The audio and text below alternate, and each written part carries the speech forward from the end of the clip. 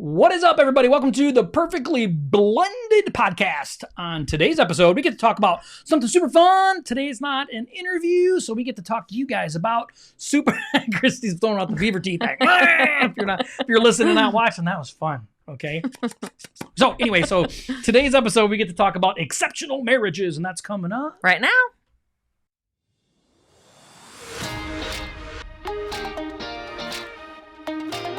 Thank you so much for joining us on the Perfectly Blended podcast. This podcast is for blended families, for couples that want to strengthen their marriage and want a brighter future. Perfectly Blended exists to break the stigma of divorce, drop the shame and guilt holding you back, and equip marriages to thrive instead of just survive. We believe all that is possible in this life is based on the power of Jesus Christ and His ability to restore us fully. Let's dive in. What is up, everybody? Welcome to today's show. We have an amazing show for you today. At least we think it's going to be amazing. Because it's not an interview, it's us. It's us, which makes it the most amazing thing of our show. We hope. I don't know. All right, so tonight we're going to talk about extraordinary marriages, right? Extraordinary is pretty... Exceptional. Exceptional. Yeah, those are strong words, right? Those are like bold claims to marriage. But, you know, there's some ways that you can really put forth a ton of energy into your marriage and really have some guaranteed results. So we want to talk about the 3 things you should stop doing. And then the very last thing, you're going to want to stay to the end for that.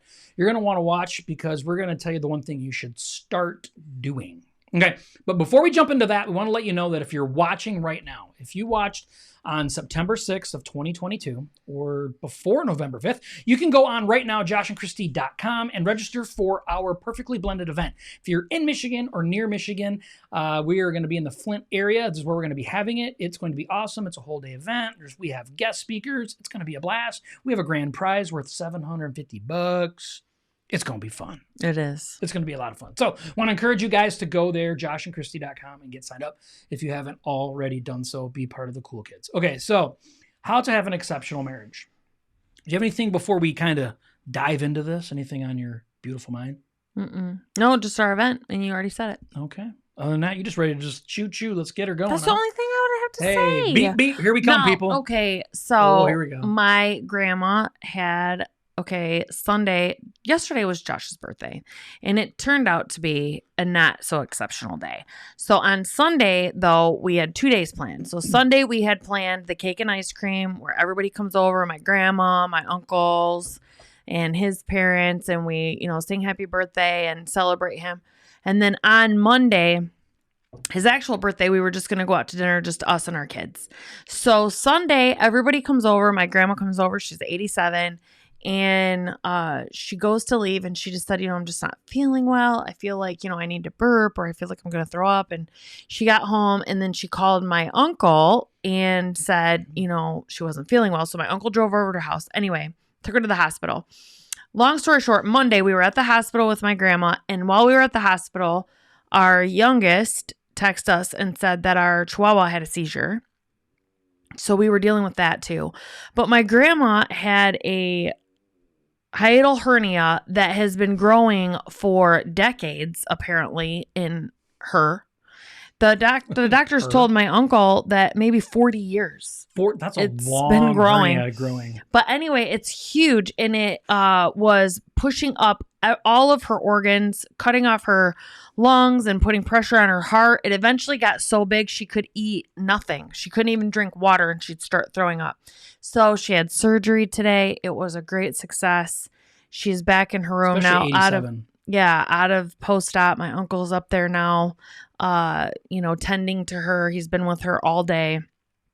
And it was good to hear. It was good to hear that the surgery went so well, and she's going to feel so much better. And our dog, Josh took her to the vet today. She's going to be fine. She's on antibiotics. And yeah, she had an open wound. So, that Christy kind of missed talking about that. And that yesterday morning we woke up to our dog bleeding. And so, of course, it was Labor Day and we couldn't take her to the vet. And it was his birthday. So anyway, that's okay, right?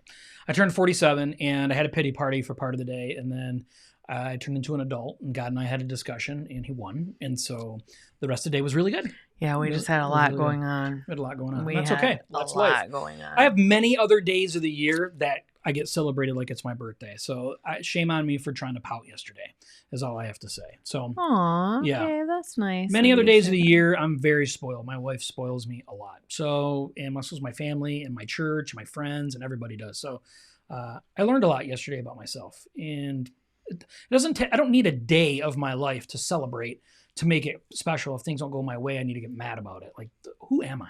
Like, who do I think I am, number one? And number two, it's a good lesson for me. It's a good lesson to me that all these things happening around in life is happening for me, not to me. And that's my opportunity to grow from that. So yesterday was one of my growth birthdays. Okay. I learned how to grow through it. And he never used to be that way. I've just rubbed off on him. What's that? So you started pouting that things weren't going your way. So your tiara has fallen onto my head. And mine was tipped yesterday. No, but it was a lot. It was a lot yesterday. But today we got good news. My grandma's surgery went well. We took Nala to the vet. Yep. And lots of victories. Yeah, so. Yeah, it was a good day. So we want to talk about marriage. Like, there you go. You got all kinds of personal stuff. You want our social security number? Stay tuned later. Asked we'll give it all. Me. There you go. You got all kinds of personal stuff about us, which is fun, right? You got to know a little bit about us. So how to have an exceptional marriage, right? Exceptional marriages are hard to have, which means there's things we need to stop doing, and then there's things that we need to start doing. So the very first thing is right there is you need to stop comparing. Stop comparing. And that is really hard to do in this day and age, in this society. It hasn't been for me so much now in our marriage, but when I was married the first time and I would see people that seemed to have like this thriving marriage and this house and this great family, I was constantly comparing because, I was miserable in my life, and it was very difficult to do. And God doesn't want us to compare, no matter where we are at in our lives. Yep. God doesn't want us comparing our journey to someone else's journey. He wants us taking care of the things that He's given to us, and He will bless us accordingly. God giveth and God taketh away. Everything goes through Him.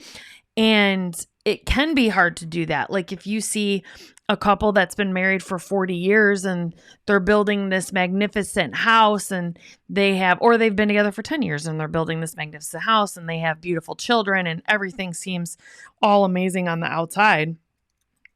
You're the only one that knows your own struggles, in your marriage. And they have struggles too. No matter what Facebook shows or social media shows, they have struggles too.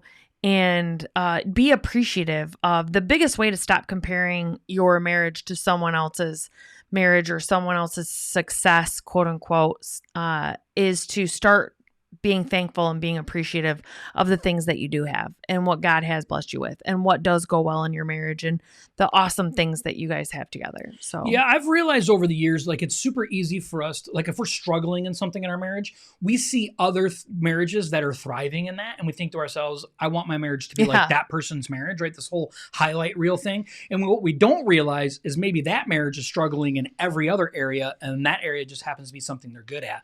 And that's super dangerous because then we start to kind of model ourselves or wish that we could model ourselves after these specific people. And that's an unfair way to do things, right? So God tells us in His word a specific way to live our lives. And it's never to model what everybody else is doing because we don't know what it is. It's to model Him. Yeah. And so God's word really tells us exactly how to live in all aspects of our lives. And we need to start treating our marriage as such, right? So taking personal responsibility for things in your marriage, knowing that what happens in your marriage needs to stay behind closed doors. A lot of these things that we seem to kind of just let loose, or we see outside influences and stuff, like, oh girl, let me talk to you about my marriage because it looks like yours is working. First off, other people aren't going to gossip about their own marriage and about how broken it is if you are doting on them about how successful it is, right? So they're not going to start releasing all of these bad things that are going on. So the comparison model is extremely dangerous, extremely dangerous. First off, you're asking yourself to be set up for failure because success doesn't come from modeling other people's marriages. It comes from modeling the Word of God. And we have to make sure that we're doing the things right the way that God tells us to do it, not the way that the world tells us that it's supposed to look like.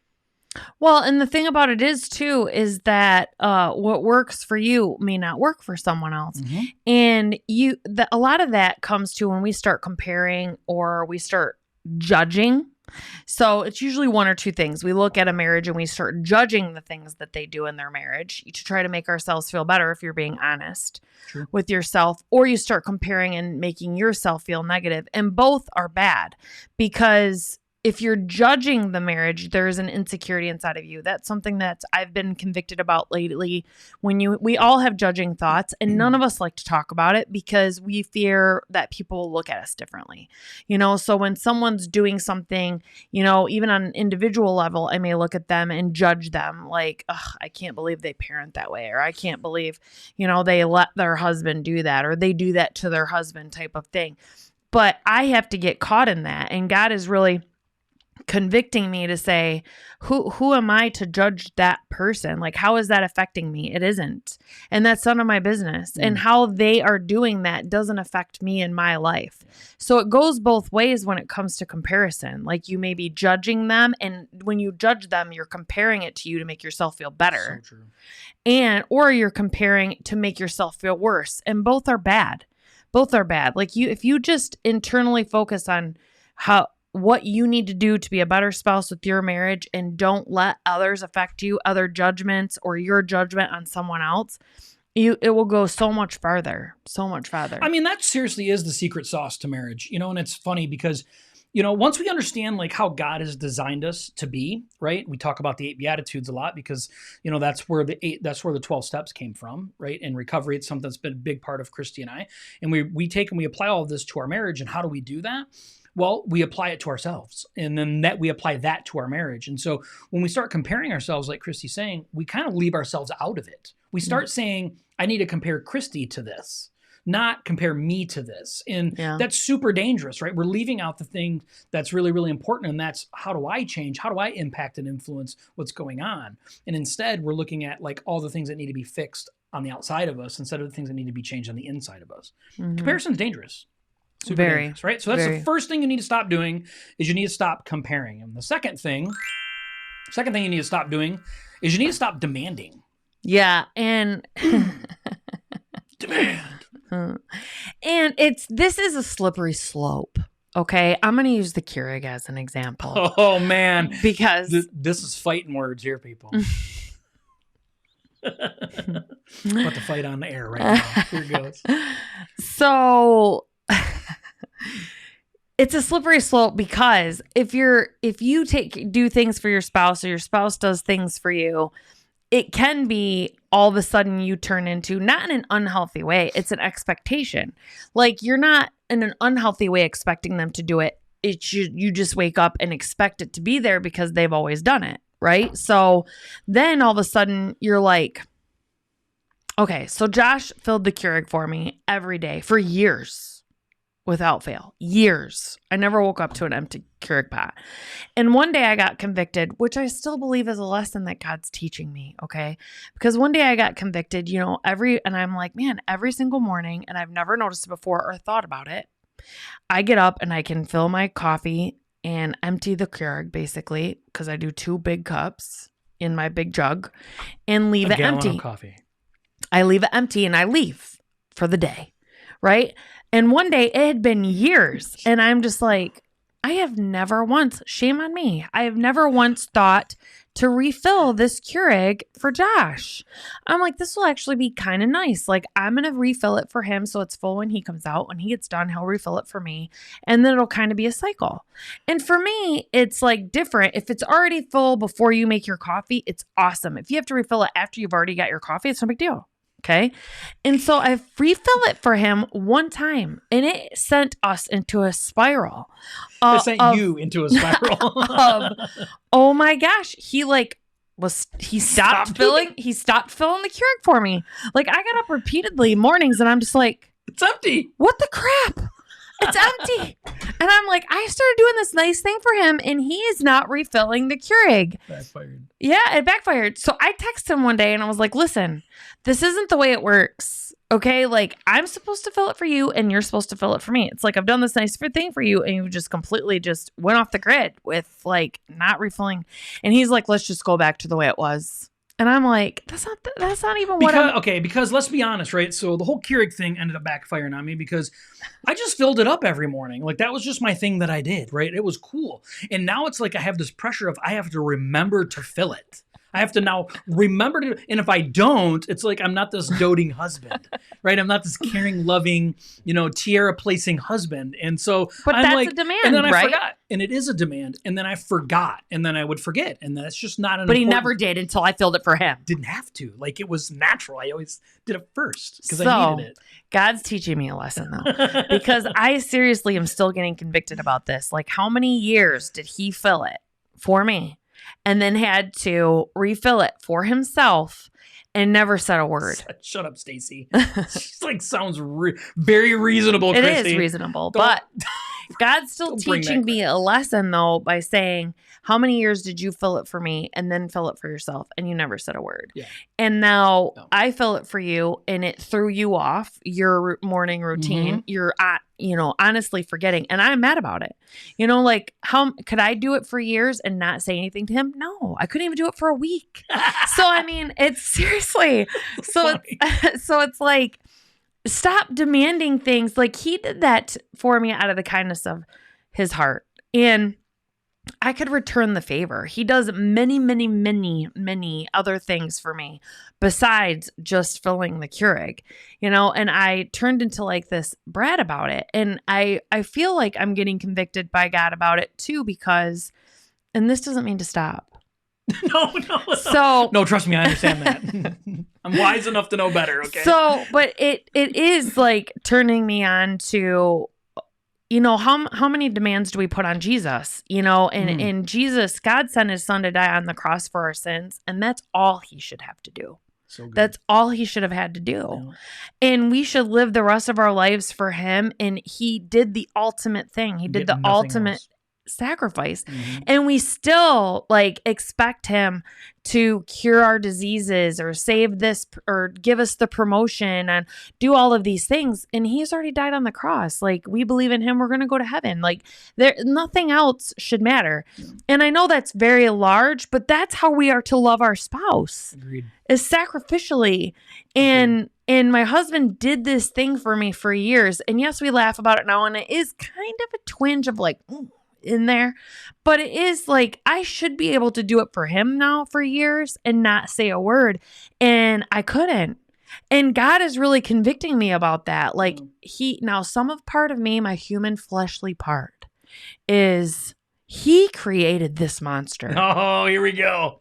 He worked very hard for 3 or 4 years, breaking down all my independent, self-sustaining walls to allow me to come in, him to come in, and for him to take care of me and open doors for me, and all these things. So he created it. That's me. This is the thing, right? When it comes to demanding, right? This is the thing when it comes to demanding. Is Christy's never been a demanding person on me, though. No. So I've always saw her in the light of she deserves so much more than what the world has ever given her. And so I want to make sure that she has everything that her heart desires, right? And I mean everything that I'm capable of doing as a husband, like the little things, because the little things matter. And I know that. I know that they matter.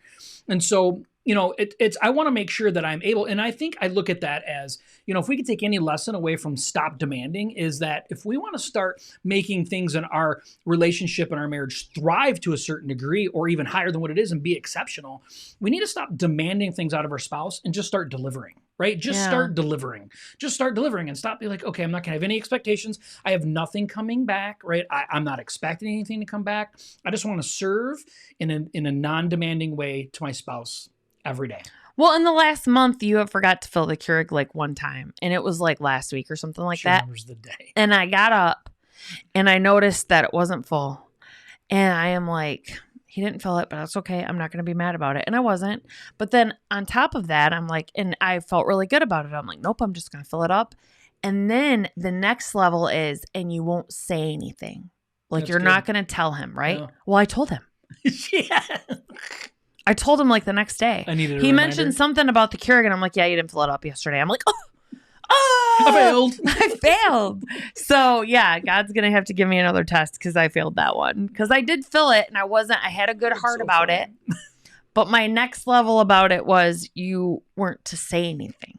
And that is the biggest thing, if you know me, is my mouth. The biggest thing of you is your mouth. Yeah. Yeah. If I think it, I saith it. It's literally comes right out. Yeah. As one thinketh, It'd be like, one saith. you just said this. She'd be like, I don't even remember saying that. It's like she didn't even think it. Her mouth thinks it. And Yeah. it just comes out. So God and I are working on that. So number 1 is stop comparing. Number 2 is stop demanding, right? Stop Yeah. demanding. What do you demand out of me? Do you demand anything? No, but I have realized though, like the respect thing, when I feel like I'm not getting enough respect from you about something, I feel like I want to like lightly nudge you. You get bratty. Yeah. Yeah. With my brattiness, Mhm. which is unfair. And I need to like woosah myself with that. You know, it's, But I consider that fair. I know, but I don't, I need to allow God to work on your heart on things like that and not allow Josh to work on you on that. You know, I'm not talking about disrespect. I'm talking I'm talking about going kind of next level with things, like, cause you're very, very good at that. Like you're very good at like being complimentary to me, like hardcore, like always telling me wonderful things about me, you know, which is probably like, she's probably handing me ribbons all the time, to be honest with you. I probably suck at a lot of things. And she's just constantly making me feel good. Like I'm Superman. Participation trophies. Yeah. Like I got tons of participation trophies. I'm thinking I'm winning races when in all reality I'm not. That's untrue. But you're very good about making sure that I feel respected until you're not, and then I feel like it's my job to like demand that from you. Oh, gotcha. And that's not right? So it's easy for me to get caught up in that loop too, and I have to play the mind game and say, pray to God and be like, okay, give me patience with this, and you always come back. I mean, the one thing we have to understand is that we're married to humans, you know, and like humans are humans, and we're not going to be perfect all of the time. And our responses, you know, of our expectations on the response from our spouse is almost always off in all reality. And so, you know, putting those demands on our spouse is just super. Well, I'm going to use yesterday as an example. So yesterday I knew he was upset. Okay. He was short-tempered the first half of the day. He was short with me. Driving like a maniac. He was sharp-tongued. And instead of allowing that to make me angry, I actually felt bad, you know, and I really was. I kept telling him, because I knew me getting angry and being like, oh my gosh, like my grandma's in the hospital, like all these things, it's not going to make him feel any better. And so I wanted to be like, I am really sorry. Like I felt really bad, you know, and he was like, you don't need to apologize. And I'm like, I know, but I still feel bad. Of course, all of this is happening on the day that we had these special plans to go out to dinner and all of these things. And it does suck, you know. Last year, his birthday kind of fell through. I mean, we ended up being able to go out to dinner, but it was just awful service. It turned out. Don't go to the Blind Fish in Lapeer. It's garbage. Babe. Don't care. They should have better food. Anyway, so this was going to be our redeeming year. Like, we're redeeming it this year. And then we couldn't for circumstances out of our control. And then he did come back around. See? And I think that is good example of allowing God to work on the spouse. Like me praying internally, like, Lord, you know, I feel really bad. Help his heart, help this, help me, you know, be the proper spouse to him during this time. God worked it out, you know, with him. And then he came back later midday and said, hey, I'm really sorry. I prayed and I'm better. And all these things, but we have to allow God. God gets vengeance. And it even says in the Bible, if you get vengeance, then what do I need to get vengeance for? It doesn't say it exactly like that, but it says that in the Bible, you need to allow God to give the vengeance.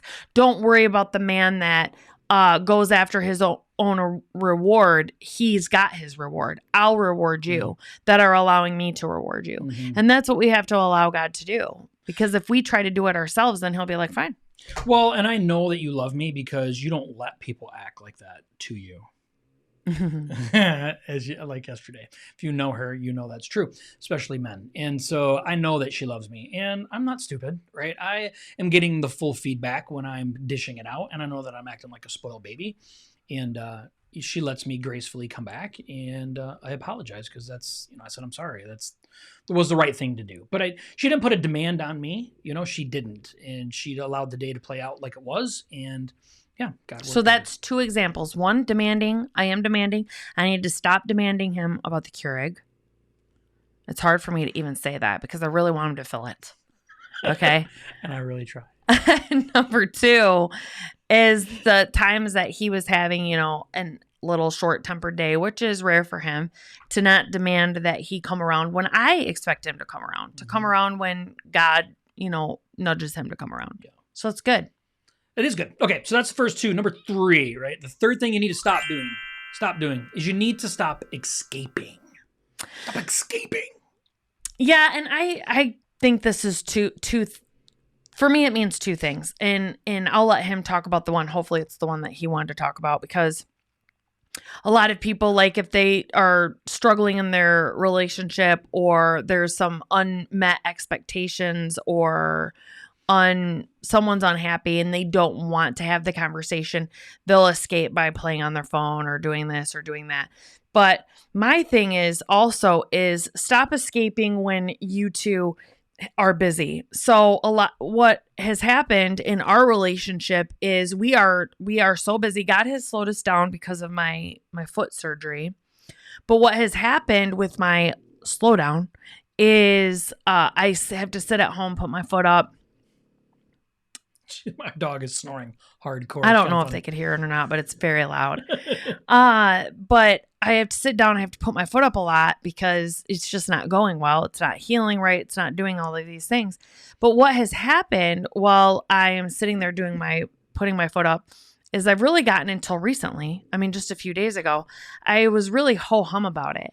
And so to escape the ho-hum feeling, I was just playing on my phone a lot. I was just turning on movie after movie after movie, because I can get lost in movies.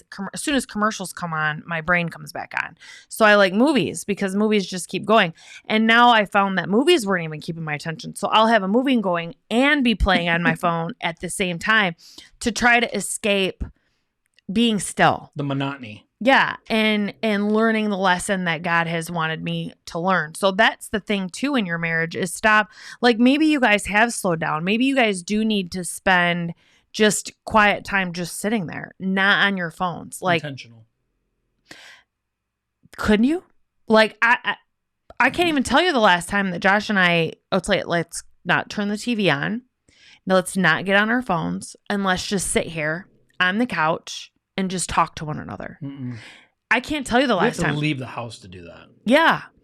And so we have to get in our marriages, start getting, I mean, to me, that's a form of escape. You sit down, you're in the same room. Yes.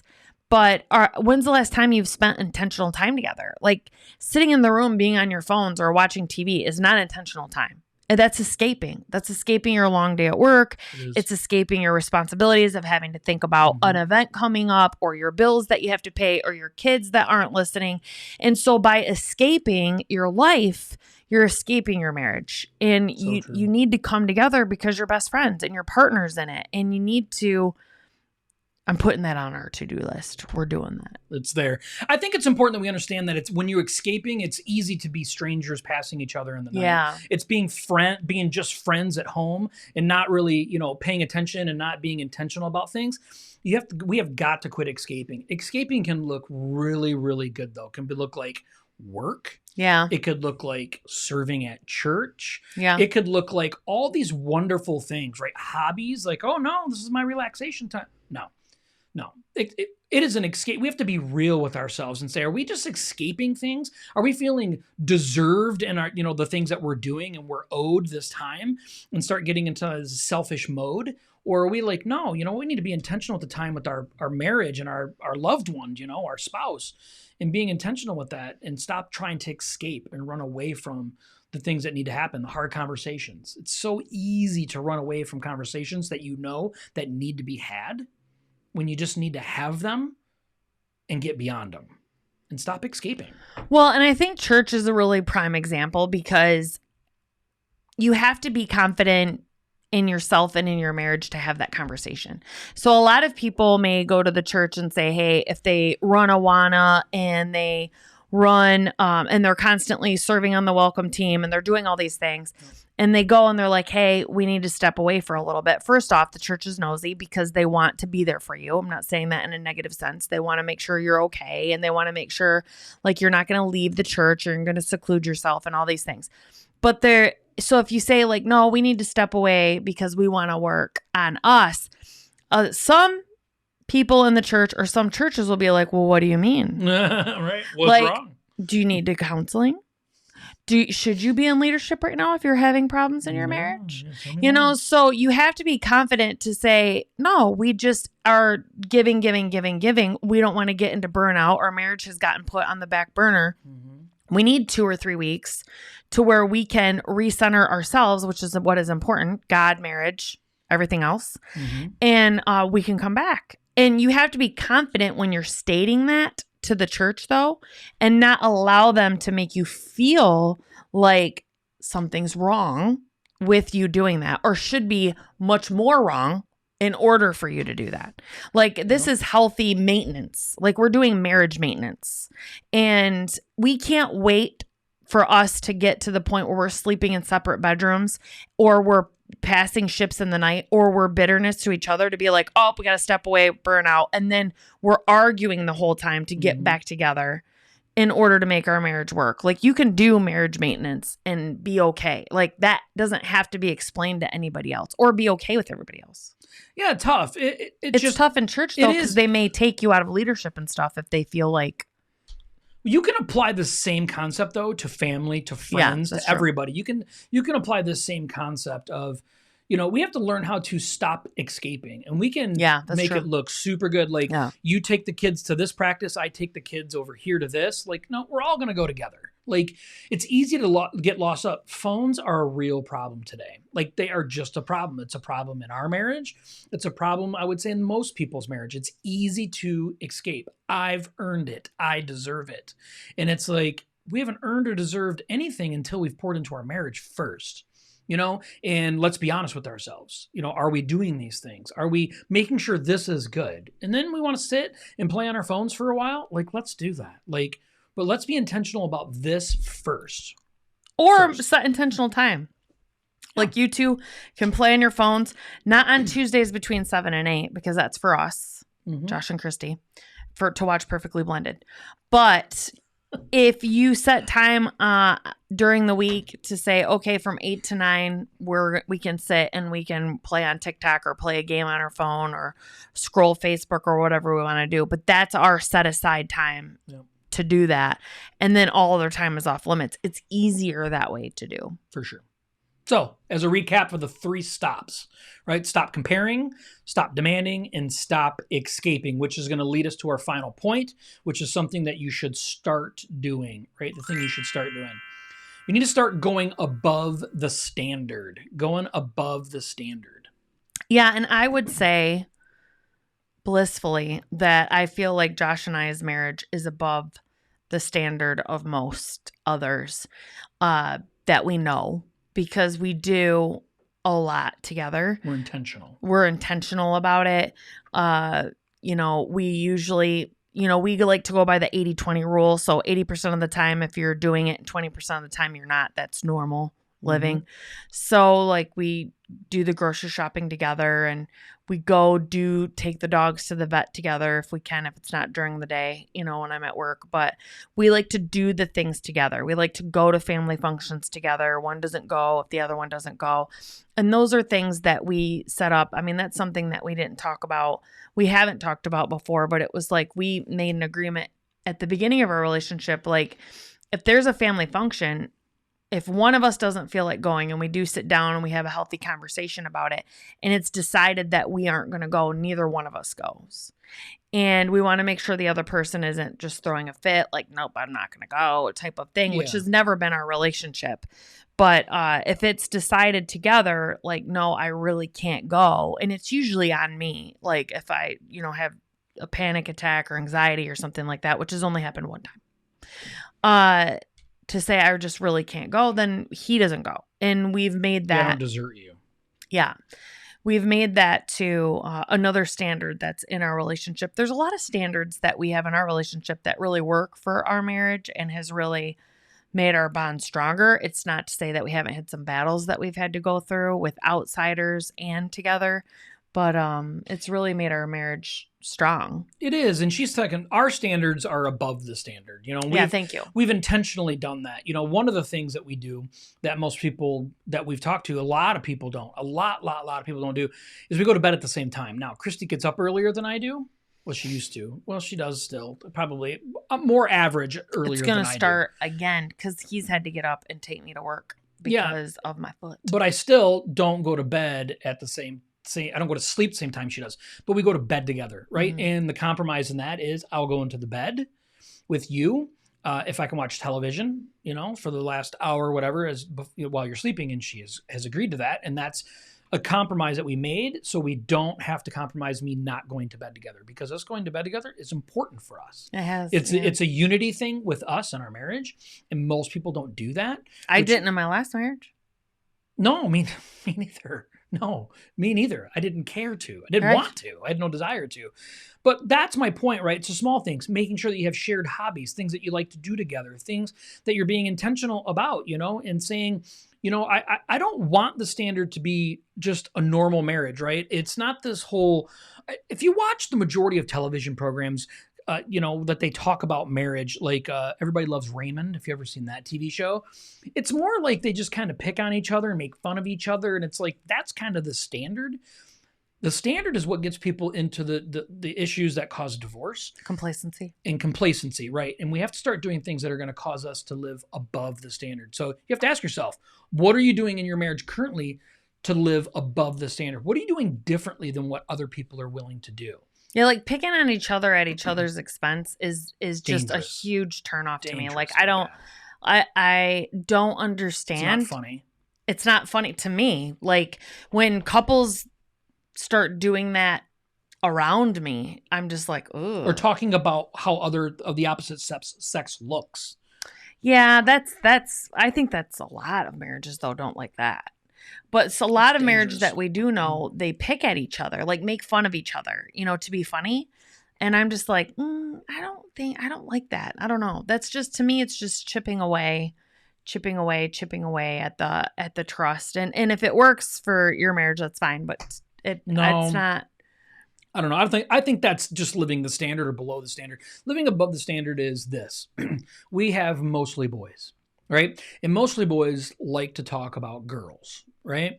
And I never have ever one time ever engaged in a conversation with them about how another female looks. And I've intentionally done that, right? That is not something that's a good standard for my marriage. It's not good camaraderie with my kids. It's living above a standard in my marriage. I'm letting my boys know that I love and I only have eyes for my wife, and that is not something that I engage in. And that's something that purposely is intentional, for us to live above a standard, and that's something that a lot of people think is probably small or minute, and it's not. Those are the little things that make up above the standard of living. Yeah, we've been around a couple before, and it was so uncomfortable because the guy kept talking about how other women looked. We were out in summertime, people were wearing bathing suits and stuff. And the woman started talking about how their men looked. And it's just weird because I'm just like, and it's weird because our codependency too, like we didn't want to make them feel bad. So then it was like, please don't, like, they weren't like, hey, Christy, what do you think about this guy? Or, hey, Josh, they weren't doing that. Thank God. Because I would be like, I don't do that, but I was just like, please don't, because I don't want you to make them feel bad about what they're doing, which technically we probably should have sat down and been like, hey, you guys, like, we're uncomfortable with that. That's what friends do. We talk about that all the time, and we just didn't. Sure. We just ignored it, and we're super uncomfortable the whole time. And then when we left, we're like, we're never doing that again. That was super uncomfortable. It is, because you don't want also to be encouraging other married couples to be checking out other people, either. No. So it was just, I don't know. That's the standard. Yeah. That's the standard. And we have to be willing to live above the standard. Yeah. Right. Live above. Thanks for bringing it back, babe. That's right. So as review real quick before we shut this down. Okay. The 4 things, the 3 stops, the 1 start. The first stop is stop complaining, stop demanding, stop escaping. Okay. And then the 4th thing is the thing you need to start doing today is start living above the standard. You have to choose to live above the standard of what the world says for marriage. You want exceptional marriage, you have to start living accordingly. And that's living above the standard. Mm-hmm. Do you have anything else before we shut it down? No, I think I've said quite a lot. Do you have cotton mouth? No. You dry mouth? No, Mm-mm. you're good. Okay, all right, we're good. I talk all the time. Yeah, which is good. Women talk twice as many words a day as a guy does. So. I would challenge that to say like 3 times probably. Ooh, there we go. We want to thank everybody for being here. If you haven't had a chance yet to sign up for our Perfectly Blended event for blended families, it's a marriage event. It's coming up November 5th. You can go to joshandchristy.com. What's the eyes for, girl? Nothing. I can see them eyes. I'm just listening. Okay. You can go to joshandchristy.com, get signed up. If you do it before October 1st, it's going to be free, just so you know. So go there, get signed up. And that's all we have, right? Yep. That's all we have. All right. We'll see you guys next Tuesday at 7. Bye.